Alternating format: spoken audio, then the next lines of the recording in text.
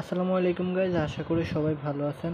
আমরা আজকে accounts for current লায়াবিলিটিজের আরেকটা ক্লাসে চলে আসছি, হিসাব বিজ্ঞানের। সো দেখি এই ক্লাসটা কীভাবে হয়েছে। এখানে বলা হয়েছে beginning balance of Sonali company at 1 January 2017 are stated below accounts payable টাকা 1,25,000 টাকা, সেলস ট্যাক্স পেয়েবল টাকা 35,000 টাকা, এরপরে আনআর্নেড সার্ভিস রেভিনিউ টাকা হলো 35,000। এখন আসি, এগুলো আমাদের বিগিনিং ব্যালেন্স, এগুলো আর কোনো জার্নাল হবে না। আমরা আসি প্রথমে আমাদের ম্যাথে চাইছে কি, দেন আমরা এভাবে ম্যাথটা প্রথম থেকে অ্যান্সার করব। এখানে বলা হয়েছে জার্নালাইজ দ্য ট্রানজ্যাকশন, তার মানে প্রথমে আমাদের বলছে জার্নাল করতে, তো আমরা জার্নাল করব। এরপরে বলছে journalize the adjusting entries at 31 January for the outstanding notes payable এবং হচ্ছে estimated warranty liability assuming warranty cost are expected to equal 7.5% of sales of the new product. এই দুইটা বলছে আমাদের দুইটা করতে, অ্যাডজাস্টিং এন্ট্রি দিতে দুইটার, আর বলছে জার্নাল করতে। তাহলে আমরা প্রথম থেকে জার্নাল শুরু করি। তাহলে আমাদের প্রথমে যে বিগিনিং ব্যালেন্সগুলো থাকবে সেগুলোর কোনো জার্নাল হবে না, সেগুলো আগের। এখন আসে, আমাদের বলছে during January the following transaction occurred, অর্থাৎ বর্তমানে যে লেনদেনগুলো গঠিত হয়েছে বা ঘটছে সেগুলো নিয়ে চাবেদা দিতে বলছে। তাহলে জানুয়ারি 5 বলছে সোল্ড মার্চেন্ডাইজ ফর ক্যাশ টাকা 75,000 হুইচ ইনক্লুড 7.5% সেলস ট্যাক্স। এখন এটা জাবেদা কী হবে? যেহেতু আমরা পণ্য বিক্রয় করছে, সোল্ড মার্চেন্ডাইজ, পণ্য বিক্রয় করলে আমাদের কাছে কী আসে? টাকা আসে। আর নগদে যেহেতু বিক্রয় করছে তাহলে ক্যাশ ডেবিট, আর বিক্রয় করার ফলে আমাদের সেলস ক্রেডিট হবে, তাহলে ক্যাশ ডেবিট সেলস ক্রেডিট। আর এখানে আমাদের সেলস ট্যাক্স আছে, সেলস ট্যাক্স পেয়েবল ক্রেডিট হবে। এখন এই ট্যাক্স কীভাবে ধরা হয়? সাপোজ আমাদের যদি কোশ্চেনে ইনক্লুডস বলা থাকে, ইনক্লুডস আর প্লাস দুইটার মধ্যে পার্থক্য আছে। ইনক্লুডস যদি বলা থাকে আমরা ধরবো কীভাবে? এই যে, যদি সেলস ট্যাক্স ইনক্লুড বলা হয় তাহলে সেলস ট্যাক্স সমান অ্যামাউন্ট ইন্টু ট্যাক্স রেট, এরপরে divided by 100 plus tax rate. এভাবে আমরা সেলস ট্যাক্স বের করব। আর সেলসের অ্যামাউন্ট লিখবো কীভাবে? Amount minus sales tax. এখন আসি আমাদের জাবেদা কি তাহলে? এখন আমরা এটার উপর আগে ধরবো টাকা, সেলস ট্যাক্স ধরবো 75,000 ইন্টু 7.5% ডিভাইডেড বাই 100 7.5%। এই যে আমরা যদি দেখি, এই যে 75,000 হচ্ছে আমাদের অ্যামাউন্ট, এই যে 75,000। এরপরে আমাদের সেলস ট্যাক্স রেট কত? 7.5% ডিভাইডেড বাই 100 যোগ ট্যাক্স রেট 7.5, তাহলে 107.5 হয়। তাহলে আমাদের ট্যাক্স আসে কত? 5,232 টাকা।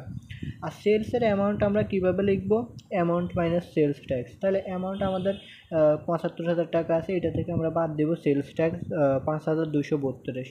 তো এটা আমাদের সেলসে লিখবো 69,767 টাকা, আর সেলস ট্যাক্স পেয়েবলে লিখবো 5,232 টাকা, আর ক্যাশে আছে আমাদের 75,000 টাকা।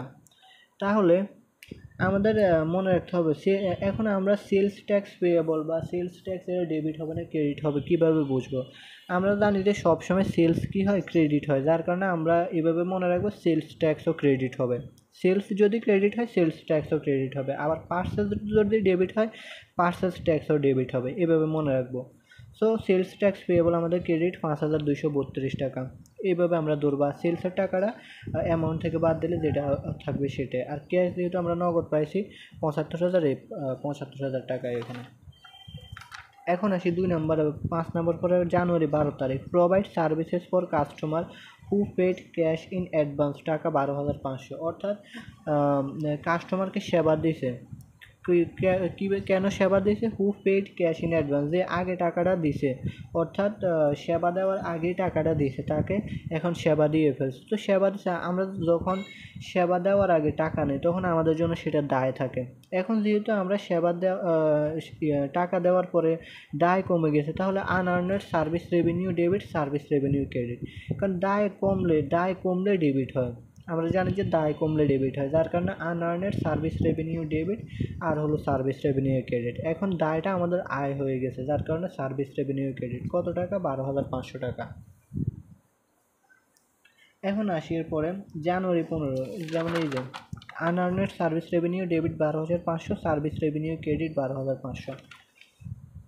এখন আসি জানুয়ারি 15 তারিখ, paid Bangladesh bank for sales tax collected December 2016, টাকা হলো 25,000 টাকা। আচ্ছা, এখন আমাদের যে ইয়েটা অর্থাৎ বাংলাদেশ ব্যাংকে টাকা পরিশোধ করছে ফর সেলস ট্যাক্স অর্থাৎ 2016 সালে একজন বিক্রেতা আর কি সেলস ট্যাক্স নিছে, এখন সেই টাকা বাংলাদেশকে পরিশোধ করে দিচ্ছে, বাংলাদেশ ব্যাংকে পরিশোধ করে দিয়েছে 25,000 টাকা। তাহলে আমাদের আগে ছিল যেটা দায়, এখন হয়ে যাবে কি সেটা দায় কমে যাবে। তাহলে আমরা লিখব সেলস ট্যাক্স পেয়েবল ডেবিট আর হলো সেলস ক্রেডিট, এরকম না সেলস না ক্যাশ ক্রেডিট, যেহেতু টাকা চলে গেছে আমাদের ক্যাশ ক্রেডিট হবে।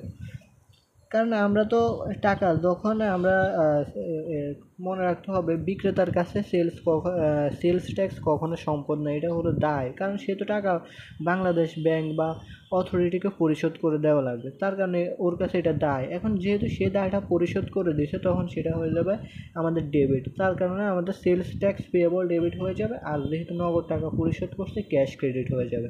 সো 25,000 টাকা এই আমরা এখানে দিয়ে দিচ্ছি। এই যে sales tax payable debit 25,000, cash credit 25,000 টাকা। এখন আসি এরপরে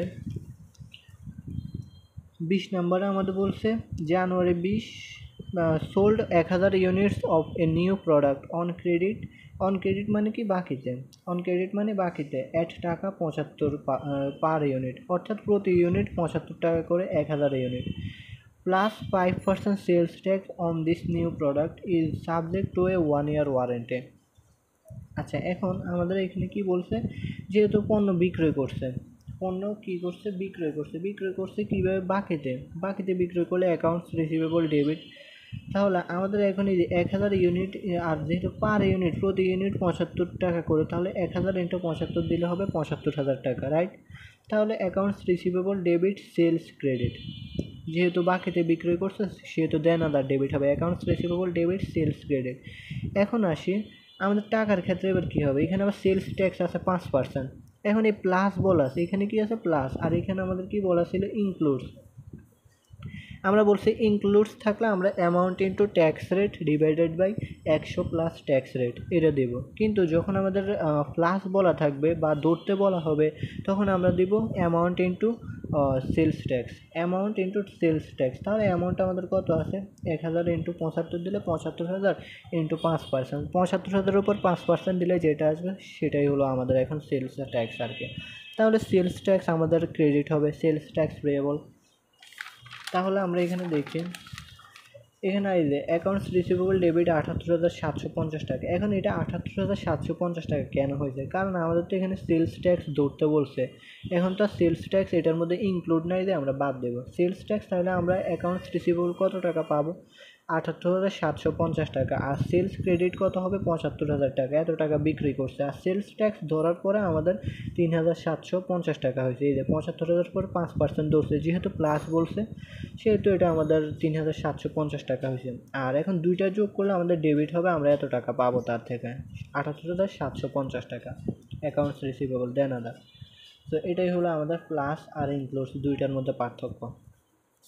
এখন আসি আমরা 25 নাম্বারটা দেখি। 25 নাম্বারে বলছে বোরেড টাকা 75,000 from Sonali bank Ltd for 3 month 9% interest notes. আচ্ছা, এই যে 9% ইন্টারেস্ট 3 মাস মেয়াদি 9% ইন্টারেস্ট সুদ নোট, এটা বলতে বোঝায় হলো আমাদের এটা নোটের নাম, এটা ফুল নোটের নাম, যে 3 মাস মেয়াদি 9% সুদের একটা নোট এটা। হ্যাঁ, তাহলে এখন আমাদের এটা যাবে কী হবে, বোরের টাকা মানে ঋণ নিয়েছে 75,000 টাকা সোনালী ব্যাংক থেকে, তাহলে আমাদের ঋণ নিলে কী হবে, ক্যাশ ডেবিট হবে। আর যেহেতু নোটের মাধ্যমে ঋণ নিছে তাহলে দায় বাড়বে আমাদের, তাহলে নোটস পেয়েবল ক্রেডিট হবে। সো এই যে ক্যাশ ডেবিট 75,000 টাকা, নোটস পেয়েবল ক্রেডিট 75,000 টাকা, যেহেতু দায় বাড়ছে নোটের মাধ্যমে ঋণ নেওয়ার পরে, আর ক্যাশ ডেবিট আমাদের কাছে টাকা আসছে নগদ টাকা 75,000 টাকা ঋণ নেওয়ার পরে। তাহলে এখন আসি আমরা এখন 30 নম্বরে আসি। 30 নম্বরে আমাদের বলছে হলো জানুয়ারি 30 তারিখ sold merchandise for cash totalling টাকা 37,500 টাকা, which includes 8% sales tax.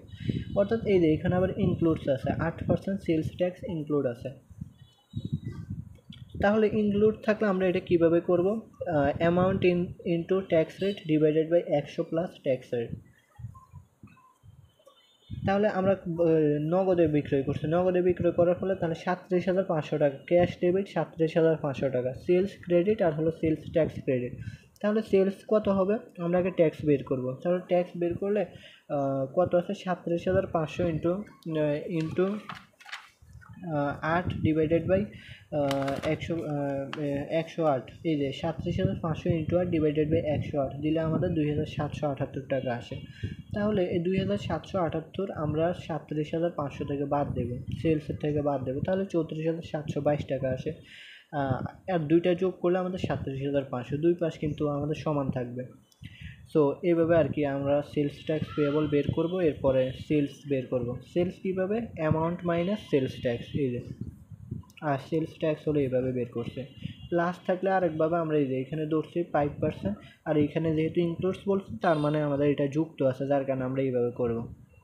Amount into sales rate, tax rate আর হলো 100 প্লাস ট্যাক্স রেট, এটাই আর কি। হ্যাঁ, এখন আসি আমাদের 2 নাম্বার, বি নাম্বারে কী বলছে, বি নাম্বারে বলছে জার্নালাইজ দ্য অ্যাডজাস্টিং এন্ট্রিজ, অর্থাৎ সমন্বয় যাবে দিতে বলছে 31 জানুয়ারি। আউটস্ট্যান্ডিং নোটস পেয়েবল, নোটস পেয়েবলের সুদের আমাদের যাবে, মনে রাখতে হবে নোটস পেয়েবল বললে বা নোটের সুদ বললে আমাদের interest expense debit, interest payable credit, এই জাবেদা হবে। নোটস পেয়েবল বা নোটসে এগুলো থাকলে আমাদের কী হবে, জাবেদা interest expense debit, interest payable credit. এখন এই যে নোটস পেয়েবল আমাদের এটা কোন জায়গায় আছে আমরা আগে সেটা দেখি।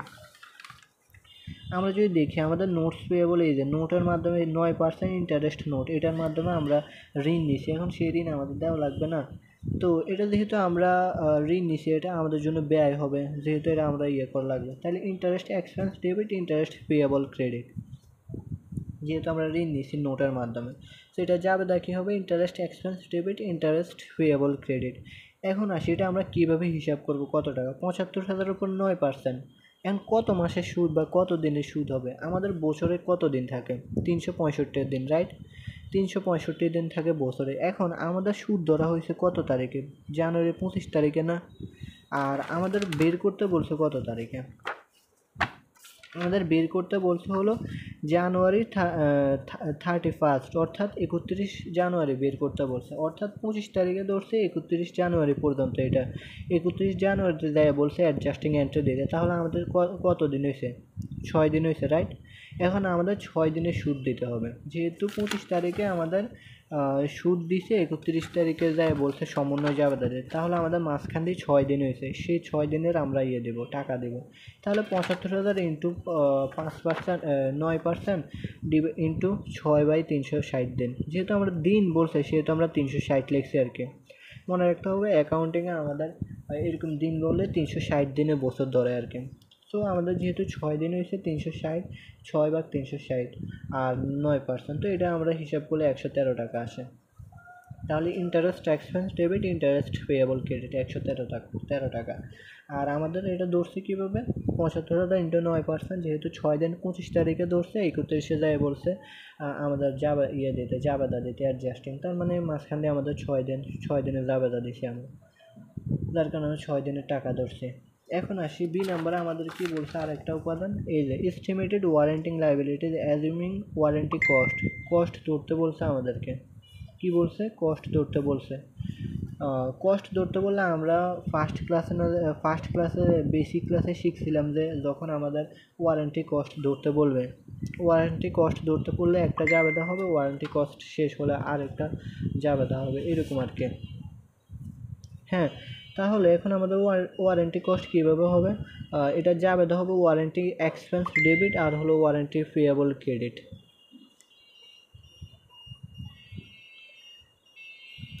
এটা জাবেদা হবে ওয়ারেন্টি এক্সপেন্স ডেবিট আর হলো warranty estimated warranty payable credit, liability credit, এরকম আর কি।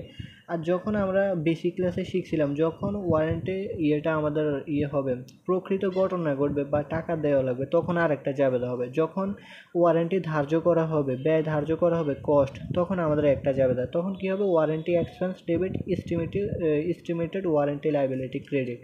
তাহলে এটা আমাদের কত টাকা হবে, 75,000 উপর 7.5% ধরতে হবে, এটা আমাদের আর কি ওয়ারেন্টি এক্সপেন্স। এই যে ওয়ারেন্টি এক্সপেন্স ডেবিট আর হলো estimated to warranty liabilities credit. 75,000 into 7.5% ধরছি আমরা, 5,625 টাকা। এটাই হলো আমাদের অ্যান্সার। সো আশা করি সবাই বুঝতে পারছেন ম্যাথটা। আমাদের অ্যাকাউন্টস ফর কারেন্ট লাইবিলিটিতে এরকম ম্যাথ আসবে আর কি, হিসাব বিজ্ঞানে। সো এই অধ্যায়টা ইজি আছে, আশা করি আপনারা বেসিক ক্লাস আর এরকম ম্যাথগুলো করলে বুঝতে পারবেন। সো এরপরে যদি কেউ না বুঝতে পারেন অবশ্যই কমেন্টে জানাবেন। ধন্যবাদ।